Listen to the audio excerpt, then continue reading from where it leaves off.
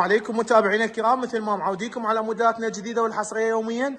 كمل عندنا هذا الموديل نجاره عراقيه، تصميم الديكور يكون تركي. هذا الموديل يكون ضمن وجبه الدرجه الاقتصاديه، غرفه 6 ابواب، طابق واحد، قياس الكنتور يكون ارتفاع 2.50 متر، طول الكنتور يكون 3 امتار و20، زاويه الملابس تكون بابين كنتوريه بارتفاع الكنتور. الموديل هذا متكون من 9 قطع كنتور وزاويه، ميز بلازميت، شرباية وملحقاتها تكون 5 قطع، تاج عالي وناصي، اضافه الى كوموديات عدد 2. سرير الموديل يكون بلاويد اسود 6 رجلين. ميز مراية هذا الموديل يحتوي على بابين اضافه الى مجارير عدد 2. متابعينا الكرام، ننوه ان يكون الدوشق والشازلون حسب الطلب اضافه. نتحول لكم على التقاطيع الداخليه لهذا الموديل. الباب الطرف الاول